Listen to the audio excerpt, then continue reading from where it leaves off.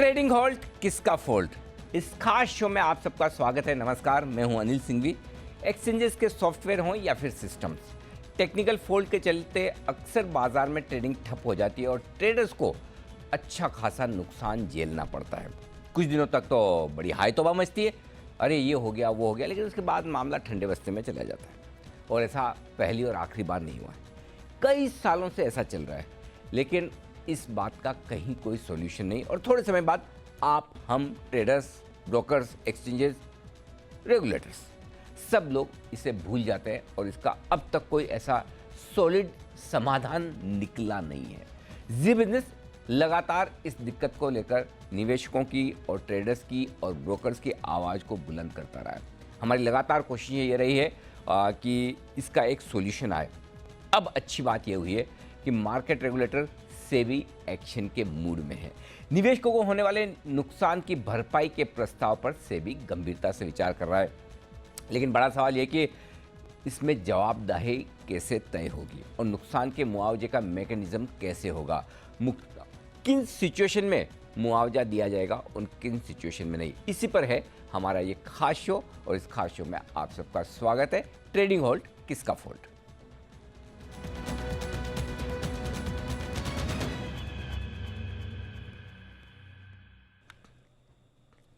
तो आइए, आज इस खास शो में हमारे साथ कुछ खास मेहमान जुड़ रहे हैं। हमने कोशिश की कि आपको इससे जुड़े सभी तरह के लोगों से मिलवाया जाए। सबसे पहले हमारे साथ सेबी के पूर्व एग्जीक्यूटिव डायरेक्टर जयंत गुप्ता साहब हैं, जो सेबी के मामलों पर गहरी पकड़ रखते हैं। बीएसई के ब्रोकर्स को रिप्रेजेंट करने वाली संस्था बॉम्बे स्टॉक एक्सचेंज के बीएसई ब्रोकर फोरम्स के चेयरमैन उत्तम बागड़ी साहब हैं। एनमी के प्रेसिडेंट अनूप खंडेलवाल साहब भी हमारे साथ कार्यक्रम में शामिल हो रहे हैं और साथ ही कल्पतरू मल्टीप्लायर के आदित्य मनिया जैन भी हमारे साथ कार्यक्रम में शामिल हो रहे हैं। आप सबका स्वागत है। लेकिन सबसे पहले शुरुआत करते हैं हमारे संवाददाता ब्रजेश कुमार के साथ। और ब्रजेश हमें ये बताने जा रहे हैं कि क्यों ये मामला इस वक्त वापस से उठा है और क्या कुछ हुआ है। ब्रजेश बताएं। बिल्कुल, जैसा कि हमने देखा पिछले 2-3 साल में बार बार ऐसी स्थितियां आई कि एक्सचेंज में गड़बड़ी हुई, कई घंटे तक कामकाज रुका रहा, या बहुत बार ऐसा होता है कि ये बड़ी गड़बड़ियों के अलावा कई बार ऐसा होता है कि रेट अपडेट नहीं होते हैं या दूसरी और दिक्कतें होती हैं। और इन सारी दिक्कतों की वजह से निवेशकों को नुकसान होता है। यानी अगर वो बेचना चाहते हैं, जिस दाम पर बेचना चाहते हैं वो बेच नहीं पाते, खरीदना चाहते हैं तो खरीद नहीं पाते। तो ये व्यू है सेबी का कि आखिर इस सिचुएशन में जो नुकसान हो रहा है उसकी भरपाई का कोई तो रास्ता निकलना चाहिए।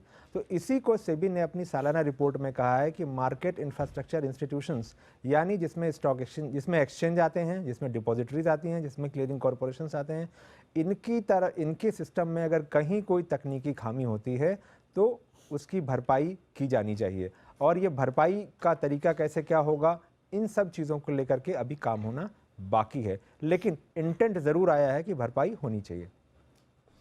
अच्छा, तो ब्रजेश आप कह रहे हैं कि एमआईआईज इसमें कवर होंगे, यानी कि एक्सचेंजेस, क्लियरिंग कॉरपोरेशंस और साथ ही डिपॉजिट। ब्रोकर्स नहीं, ब्रोकर्स नहीं। अरे वाह, ब्रोकर्स के लिए अच्छी खबर है। ब्रोकर्स ढेर सारे हैं, लेकिन आइए इनसे बात करें और इनकी राय जानें। उससे पहले आपको एक बार बताना ज़रूरी है कि क्यों ये मुद्दा आपके लिए अहम है, क्यों ये मुद्दा हर एक इन्वेस्टर, ट्रेडर, ब्रोकर के लिए अहम है, क्यों ये मुद्दा एक्सचेंजर और रेगुलेटर्स के लिए अहम है। और इस अहम मुद्दे पर सबसे ज़्यादा अगर किसी एक चैनल ने आवाज़ उठाई है आपके हक की, तो वो जी बिजनेस है। एक बार ज़रा वो देखते हैं और उसके बाद बढ़ेंगे आगे।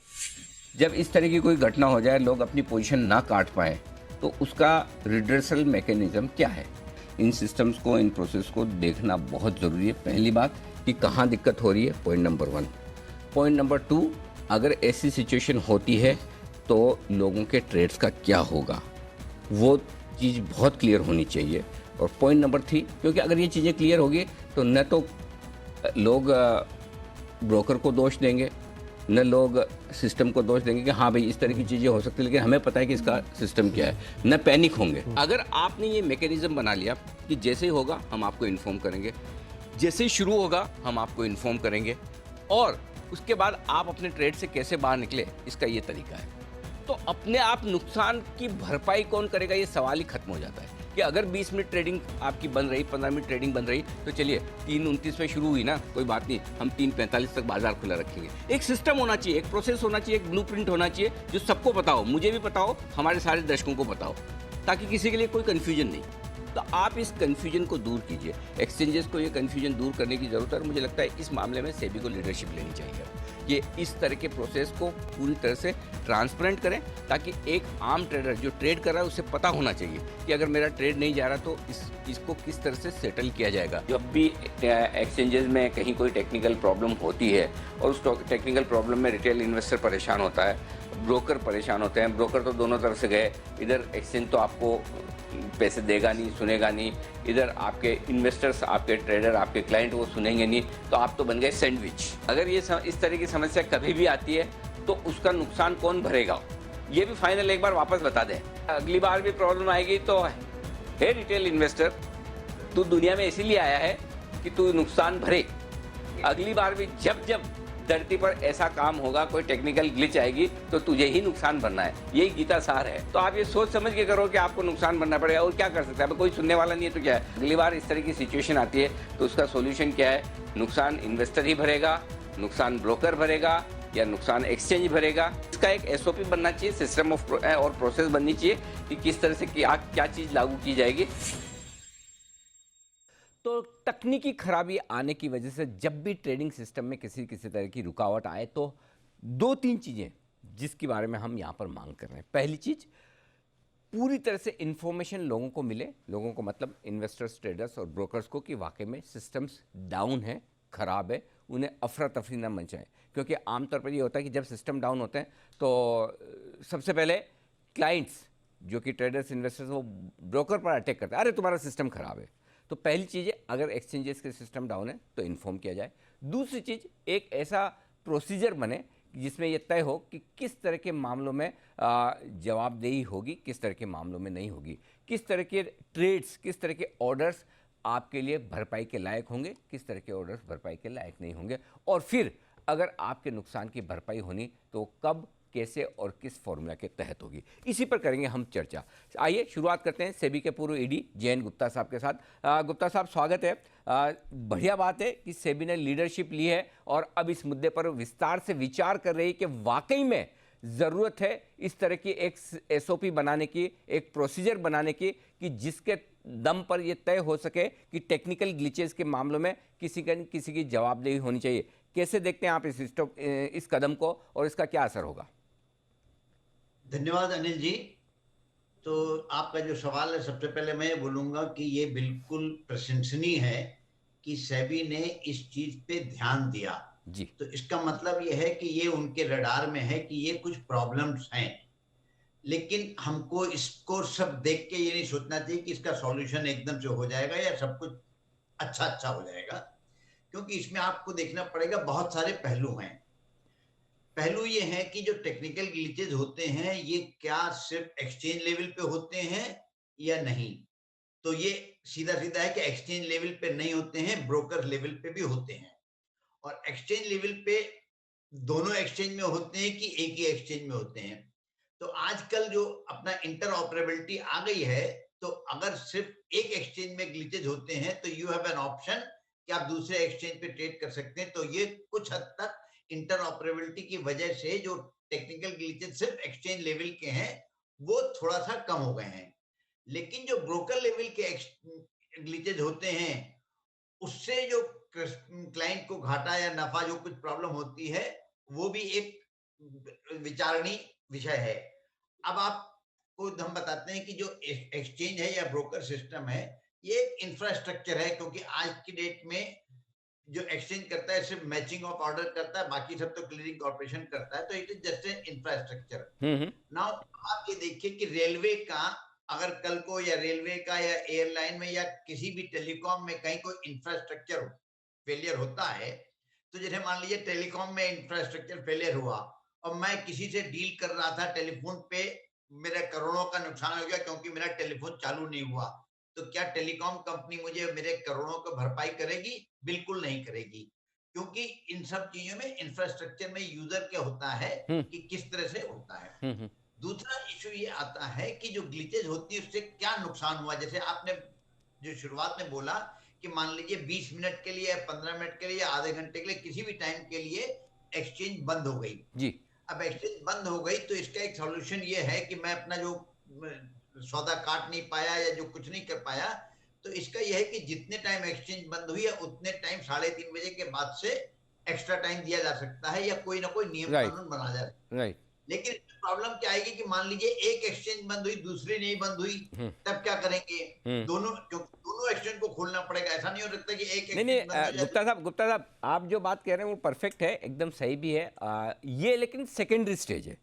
एक बार हम ये तो तय करें कि हाँ, जिनको नुकसान हो रहा है उसको भरपाई होनी चाहिए। एक इंटरेस्टिंग बात आपने अच्छी कही कि इंटरऑपरेबिलिटी है अब, तो एक एक्सचेंज पे सौदा नहीं हो रहा है तो दूसरे पे हो जाए, कोई दिक्कत वाली बात नहीं। लेकिन उसमें एक बड़ा इशू है, वो इशू वायदा कारोबार के ट्रेडर्स के लिए, क्योंकि जो लिक्विडिटी और जो ट्रेड आप एनएससी पर देखते हैं वो इस वक्त बीएससी पर वायदा कारोबार में नहीं, वो दूसरा बड़ा मुद्दा है। मैं उस पर आ रहा हूँ आपके पास में, लेकिन उससे पहले एक बार वाकई में किस तरह की समस्याएं ट्रेडर्स इन्वेस्टर्स को होती है और उसके चलते क्या दिक्कतें और किस तरह के क्लेम्स छोटे इन्वेस्टर ट्रेडर्स ब्रोकर से मांगते हैं, ये एक फील लेना जरूरी है। आदित्य मनिया साहब हमारे साथ हैं। आदित्य जी बताइए, ऐसे मामले में आपको क्या परेशानी आती है? देखिए, सबसे बड़ी परेशानी आती है कि जो क्लाइंट होता है वो साफ मना कर देता है कि इसका जो नुकसान है वो हम नहीं भुगते हैं। हम्म। आप भरे, चाहे सेबी भरे, चाहे एक्सचेंज भरे, कोई भी, हम नहीं भरेंगे। अब दरअसल प्रॉब्लम ये होती है कि हमारे पास उसका पैसा उतना जमा ही नहीं रहता है, सबसे बड़ी बात। और दूसरा, हमारा क्लाइंट भी चले जाता है। तो ऐसे समय में हमको क्या करना पड़ता है? या तो उससे बात करके कहीं ना कहीं सेटलमेंट अपना पैसा लगाना पड़ता है। और सबसे बड़ी बात, कभी कभी डिलीवरी उड़ी आती है तो उसका पैसा भी हमको लगाना पड़ता है। क्लाइंट का ये कहना रहता है कि हम पैसा नहीं दे पाएंगे, हमारे को तो सौदा काटना है, आप किसी भी तरह का। ये सबसे बड़ी परेशानी आती। इसके पहली बार जब एक्सचेंज बंद हुआ था और करीबन 1.5 घंटे तक रहा था, तब उसमें हमारा काफी नुकसान हुआ था। कई क्लाइंटों ने हमारे को साफ मना कर दिया था। हाँ, अगर फायदा होता है तो वो ले लेता है, हम्म। और अगर नुकसान होता है हम्म। तो वो कह देता है कि हम्म। हम नहीं लेंगे, आपको बनना चाहिए। तो हम्म। मैं चाहता हूँ सबसे पहले तो सकारात्मक पहल के लिए जीबीटी तो सेबी का बहुत बहुत आभार और धन्यवाद कि इससे कहीं ना कहीं जो प्रॉब्लम होगी वो सॉल्व होगी। एक तो क्लाइंट भी चले जाते, दूसरी ठीक बात बात है। प्राकृतिक आपदाएं जो होती है इसमें आसमानी और सुल्तानी होती है। बिल्कुल। ये तो तो रीजनल लेवल पे भी कभी कभी इंटरनेट ठप हो जाती है। हम्म। दूसरी दूसरी तरीके से देखें, हड़ताल हो जाती है, चक्का जाम हो जाता है। हम्म। अभी पंजाब में हुआ, इंटरनेट बंद कर दिए गए। तो करेक्ट। इसका भी मुआवजा जो है वो केवल और केवल ब्रोकर को भुगतना है। तो हम्म। ब्रोकर को ये चाहिए सबसे पहले कि आप ब्रोकर जो है वो, वो अपनी नुकसान किसको बोले। एक्सचेंज में एक स्पष्ट गाइडलाइन आनी चाहिए अनिल जी हम्म। कि इसमें एक्सचेंज इतना भुगतान करेगा ठीक और बात है। ज्यादा विवाद की स्थिति नहीं हो, क्लियर कट होना चाहिए, ये वाली बात है। करेक्ट। ठीक बात है। तो बेसिकली दो दिक्कत है। एक तो ये कि जब भी इस तरह की सिचुएशन हो तो क्लाइंट हाथ खड़ा कर दे, भाई हम नुकसान नहीं भरेंगे। अब ब्रोकर को वो रिस्क है, या तो वो भरे ना भरे, क्या करे। और दूसरा ये कि एक और चीज़ जो इंटरेस्टिंग है कि आजकल कई जगह इंटरनेट जैम हो जाते हैं, बंद कर दिए जाते हैं। उस समय अगर किसी को ट्रेड करना कराना, आजकल तो मोबाइल पर ट्रेडिंग बहुत पॉपुलर है, उस समय भी लोगों को दिक्कतें होती है। खैर वो तो शायद ब्रोकर और एक्सचेंज की गलती नहीं, लेकिन हाँ उसका कोई मैकेनिज्म इंश्योरेंस पॉलिसी के तौर पर होना चाहिए जो ट्रेडर या फिर इन्वेस्टर या ब्रोकर ले पाए। आइए ब्रोकर्स की जो एसोसिएशन है उनका एक व्यू जानते हैं। खंडेलवाल साहब, आप कैसे देखते हैं, क्या वाकई में एक इस तरह के सिस्टम प्रोसेस की जरूरत है जो सेबी इनिशिएटिव ले रही कि टेक्निकल ग्लिचेस के मामले में एक ऐसा नियम बनाया जाए कि किस मौकों पर कब किस तरीके से इन्वेस्टर्स और ट्रेडर्स के नुकसान की भरपाई हो सके? क्या ऐसा करना संभव है? नमस्कार अनिल जी। नमस्कार सर। सेबी ने अगर कोई प्रपोजल कंसीडर कर रहे हैं, सेबी अगर कोई प्रपोजल कंसीडर कर रही है, कोई फ्रेमवर्क सर्टन कर रही है टेक्निकल ग्लिचेस के लिए, तो उसके पीछे उनके पास जरूर कुछ ऐसे फीडबैक्स हैं जिस पे ये विचार चल रहा है। अब यहाँ पे अगली बात आती है कि उन्होंने एक मेथोडोलॉजी डिवाइस करने की बात की है। इस इम्पॉर्टेंट ये है इसमें कि इसमें टेक्निकल ग्लिचेस की डिफिनेशन वो विस्तारित रूप से समझना पड़ेगा, क्योंकि technical glitches software, electronic, electrical और चेन ऑफ सर्विस प्रोवाइडर के थ्रू भी हो सकता है। इशू का आइडेंटिफिकेशन भी एक बहुत बड़ा मुद्दा होता है। तो रेगुलेटरी फ्रेमवर्क में प्रैक्टिकली ये सभी सर्विस प्रोवाइडर का इंक्लूड करना अपने आप में एक बहुत ही जिम्मेदारी बड़ा काम होगा। अपने को इसको आइसोलेटेड मूव में नहीं देखना चाहिए। सो इसके अलावा अपने को ये अभी कंसेप्ट स्टेज में है। इसमें इसके प्रॉपर फ्रेमवर्क जब आ जाएंगे तो उसको भी पढ़ने की अपने को बहुत दरकार पड़ेगी। इसके अलावा एक क्वांटिफिकेशन का भी मुद्दा आएगा जहाँ पे अपने को ध्यान रखना होगा। तो हमारा ये मानना है कि इसमें बहुत सा एरिया ऐसा है जिसको अपने को कवर करने की दरकार है, और अप्रोप्रिएट डिस्कशन, अप्रोप्रिएट डिलिब्रेशन के साथ अगर अपने ये कदम उठाते हैं तो सेबी ने जो भी उठाया सोच समझ के अच्छा ही उठाया होगा। चलिए, बहुत बढ़िया। मुद्दे बहुत सारे, ये बात सही है। ये मैं वही गुप्ता साहब को भी कह रहा था कि ये आगे का कदम है। एक बार हम इस बात पर तो सहमत हो जाएं कि वाकई में अगर टेक्निकल इश्यूज़ की वजह से कहीं ट्रेडिंग ठप हो रही, रुक रही है, तो उसका क्या मैकेनिज्म होना चाहिए। उत्तम बागड़ी साहब, बीएसई ब्रोकर फोरम के चेयरमैन हमारे साथ हैं। बागड़ी साहब, आपकी क्या राय है? क्या वाकई में टेक्निकल ग्लिचेस के केसेस में एक्सचेंजेस पर, क्लियरिंग हाउसेज या फिर जो भी डिपॉजिटरीज हैं, उनकी वजह से अगर किसी तरह का कोई नुकसान हो तो क्या ऐसी जिम्मेदारी तय करके इन्वेस्टर्स के हक में कोई इस तरह का एक मैकेनिज्म बनना चाहिए? क्या आपकी संस्था इसके पक्ष में है? सर, हमने ये डिस्कस किया था इंटरनली जी। और हमारी नजर में तो प्रपोजल बहुत ही डरावना है। अच्छा। सबसे पहले नुकसान क्या है जी। यदि बाजार में कोई ट्रेडिंग ना हो पाई तो आधे लोग कमाएंगे, आधे लोग खोएंगे। राइट। जो बेचना चाहता बेच नहीं पाया, या तो भाव ऊपर जाएगा नीचे जाएगा, तो overall loss to the market नहीं हो ही नहीं सकता। अब जिसने खोया वो तो आ जाएगा अपना बिल लेके, भैया मेरी क्या गलती, जिसने कमाया। ठीक बात है। ओके। अच्छा, उत्तम जी से संपर्क वापस हम करने की कोशिश करेंगे। ये भी इंटरेस्टिंग चीज़ है कि दोनों तरफ के मामले हैं, क्योंकि हाँ, कुछ लोगों को नुकसान होगा तो कुछ को फ़ायदा भी।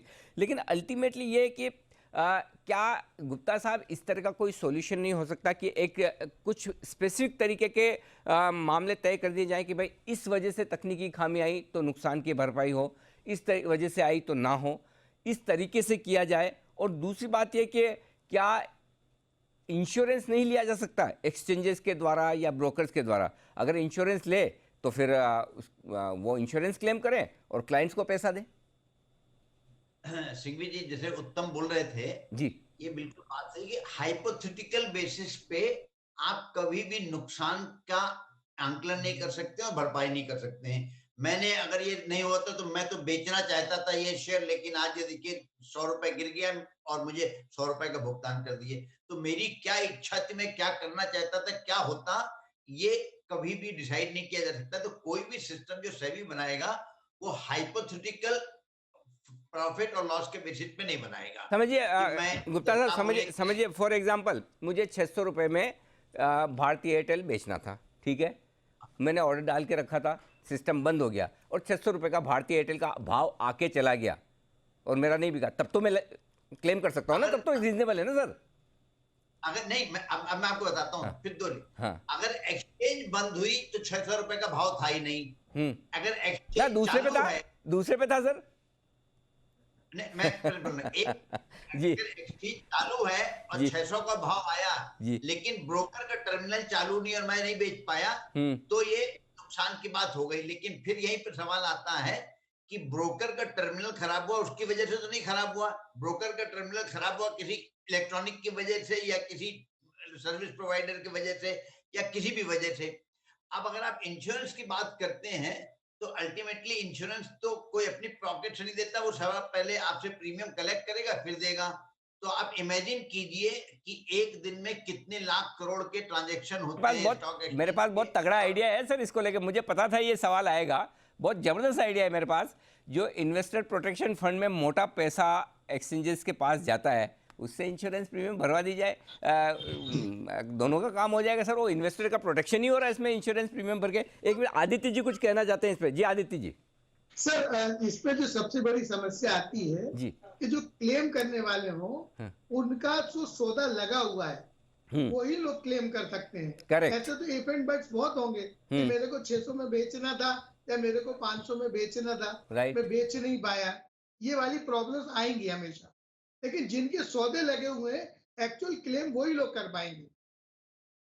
ठीक बात है। आपने ये बहुत अच्छी बात कही कि इन्वेस्टर प्रोटेक्शन फंड में जो बहुत बड़ा पैसा लगा हुआ उसके थ्रू भरपाई होना चाहिए। इंश्योरेंस की जहां तक बात की तो अनिल जी, हम सभी लोग अपने ऑपरेटर का सिस्टम का इंश्योरेंस कराते हैं, लेकिन वो सिर्फ एक खाना पूर्ति होती है। आज तक कितनी बार हमने क्लेम किए, रॉन्ग सौदा डल गया, अब नीचे के भाव में बिक गया, उसका कोई भी नहीं होता, कोई प्रूफ नहीं होता है। इसलिए इंश्योरेंस की तो मैं समझता हूँ वो हो ही नहीं पाएगा। पर जो है कि जिसके सौदे डले हुए, सिस्टम पे डले हुए सौदे, स्टॉप लॉस ये डला हुआ है, ये उन्हीं को ही पैसा मिलना चाहिए। ठीक बात है। वो बागड़ी विवाद साहब की से स्थिति नहीं जी, होगी। बागड़ी साहब से हमारा कनेक्शन कट गया था, बड़ी इंटरेस्टिंग बात बता रहे थे। आपका पर्सपेक्टिव अलग आ रहा है और वो इंटरेस्टिंग भी है, मैं वो भी जानना चाहता हूँ। ये प्रैक्टिकली आपने बात सही कही कि जिसको नुकसान होगा वो तो सामने आ जाएंगे, जो मुनाफा वाला वो तो बोलेगा नहीं। इसके अलावा और क्या मुद्दे हैं जो सर आप कहना चाहते हैं? देखिए सर, टेक्नोलॉजी है, जी, टेक्नोलॉजी तो फेल होगी। जो आदमी अच्छा टेक्नोलॉजी नहीं रखेगा उसका धंधा चला जाएगा। राइट। हम ये मान के चलते हैं कि क्या ना एक्सचेंज बेवकूफ है ना ब्रोकर बेवकूफ है जो टेक्नोलॉजी पे अपना खर्चा बचाने की कोशिश कर रहा है। वो सब बेस्ट काम कर रहे हैं, और जो नहीं करेगा उसके पास बिजनेस नहीं। यदि आप देखेंगे एक एक्सचेंज का बार बार डाउन हुई जा रहा है, हुए जा रहा है, हुए जा रहा है, तो अपने आप उस एक्सचेंज में लोग ट्रेड करना बंद कर देंगे, या कोई नया टेक्नोलॉजी स्मार्ट बंदा आ जाएगा, शायद टीसीएस इंफोसिस एक्सचेंज खोल देंगे। ठीक है, तो ये थोड़ा है कि और आज चाहे आपका आईफोन ले लो या अमेजोन का प्राइम से ले लो, कहीं भी जाओ कहीं कहीं टेक्नोलॉजी प्रॉब्लम होती है। स्टॉक एक्सचेंजेस क्या, stock we all fintech company, and ये कॉस्ट कौन भुगतेगा? फाइनली उत्तम जी, तो फिर क्या भगवान भरोसे ही चलने दे, किसी की कोई जिम्मेदारी नहीं? जिम्मेदारी किस चीज की? यदि आप ये कहें कि एक्सचेंज आज कोई भी टेक्नोलॉजिकल मिस्टेक होती है तो this has to be reported to external committee of expert, जिसमें आईटी के प्रोफेसर है। एक्सचेंज लेवल में कुछ भी हो तो ठीक है, तो ऐसे वो ऐसे नहीं बैठे चेक करें। तो ये बोलना बड़ा आसान है, कोई समबडी हैज टू पे, फाइनली कॉस्ट हम पे आने वाला। आज एक्सचेंज करोड़ करोड़ पे 200-300 रुपए चार्ज के सौदा करती है। यदि हम एक्सचेंज पे करोड़ों का, 500 करोड़ का, 1000 करोड़ का कॉन्टिजेंट लायबिलिटी बढ़ाएंगे तो एक्सचेंज को अपना ट्रांजैक्शन चार्जेस बढ़ाना पड़ेगा। फाइनली वो इन्वेस्टर भरेगा, तो एक जेब से निकाल के दूसरी जेब में डाल रहे हैं। मतलब ये डिसीजन इमोशनली नहीं, थोड़ा दिमाग से लेना चाहिए, ऐसा मैं सोचता हूँ। मैं किसी को मजा नहीं आता अपना टेक्नोलॉजी बंद करने का। मैं तो हाँ, ये आइडिया आपका सही है, मैं बात समझ गया कि सबसे ऊपर एक्सचेंज है जो सबसे ज़्यादा पावरफुल है सेबी के अलावा, उसके बाद ब्रोकर से वो थोड़े कम पावरफुल है, उसके बाद आदित्य मन्या जी जैसे जो सारे फ्रेंचाइजी रखते हैं ये लोग वो हैं, उसके बाद रिलेशन, सबसे नीचे रिटेल इन्वेस्टर है जो बिल्कुल भी पावरफुल नहीं है, तो सारा नुकसान उसी को भरना रहा। आपके हिसाब से, आपकी थ्योरी से तो यही हुआ, जो सबसे नीचे वही भरेगा पैसा, जो सबसे ऊपर वाले उसको कुछ नहीं करना। ब्रोकर्स प्रो ट्रेडिंग करते हैं, आज 50% off the market volume is pro trading. जी, ये तो डेटा है। तो ब्रोकर्स भी डायरेक्ट कस्टमर है क्लाइंट के, प्रो ट्रेडिंग के पैसे नहीं है। बिल्कुल है ना, तो क्यों ऐसा नहीं तो है? है। हाँ, तो प्रो ट्रेडिंग में भी होता है, हम समझते हैं। अब जैसे कि आपने शुरू में कहा था, बहुत सही, यदि बाजार बंद हो गया चल कोई बात सर नहीं। उत्तम जी, सर मैं तो उन लोगों की बात ही नहीं कर रहा जो पैसे वाले हैं, जो समझदार है, जो टेक्नोलॉजी के, मैं तो उन बेचारे 100, 50, 200, 250 शेयर खरीदने वाले 2, 5, 10 हज़ार रुपए लगाकर इस स्टॉक मार्केट से कुछ उम्मीद रखते हैं हिंदुस्तान के वो इन्वेस्टर्स के, हमारा भी कभी भला हो जाए, हिंदुस्तान की इकोनॉमी इतनी ग्रो कर रही है, उसमें 2 पैसे हम भी बना लें। मैं उस आम रिटेल इन्वेस्टर की बात कर रहा हूँ जो 2-5 हज़ार रुपये लगाता है, उसके नुकसान की भरपाई का कोई आइडिया है क्या आपके पास?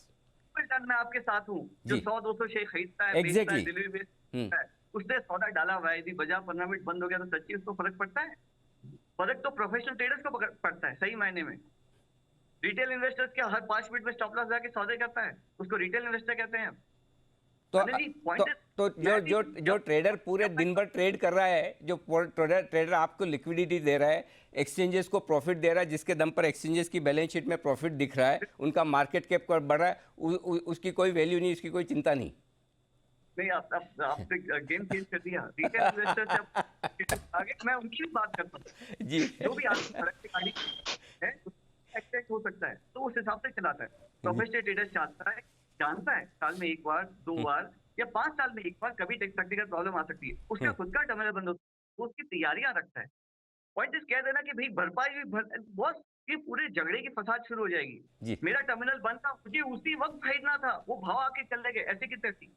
अब कभी कॉस्ट बेनिफिट की बात कर रहा हूँ, बिल्कुल सही है, गलती हो तो भरपाई होनी चाहिए, बिल्कुल सही बात है, लेकिन the cost of giving this service is much more than the benefit that will get. ऐसा मेरा मानना है, हो सकता है मैं गलत हूँ, आई एम श्योर सेबी इतना ही नहीं, उत्तम जी देखिए, इसमें क्या है, आपके मेरे सबके विचार अलग अलग हो सकते हैं, राय अलग अलग हो सकती है, और होनी भी चाहिए, ये लोकतंत्र है, सबको अपनी अपनी राय रखने का। मैं आपके विचारों से असहमत भी होऊंगा, तब भी आपके विचार रखने का आपका जो अधिकार है उसकी पूरी रक्षा करूँगा, उसमें कोई डाउट नहीं। मैं सिर्फ इतना चाहता हूँ वो ये कि भाई कहीं कहीं जवाबदेही तय होनी चाहिए।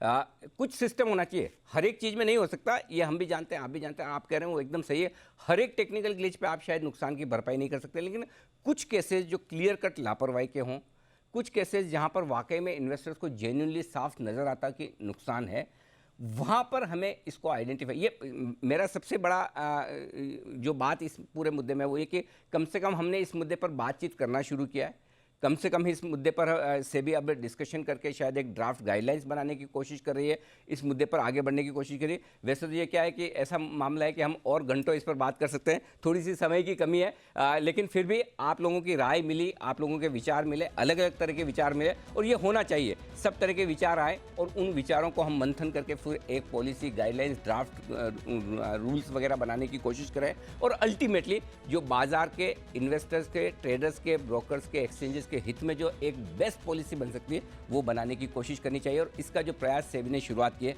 उसके लिए सेबी को बहुत बहुत धन्यवाद। इस खास शो में इतना ही, आप सब मेहमानों का बहुत बहुत धन्यवाद हमारे साथ जुड़ने के लिए। मुझे दीजिए इजाजत, बने रहिए हमारे साथ जी बिजनेस पर। नमस्कार।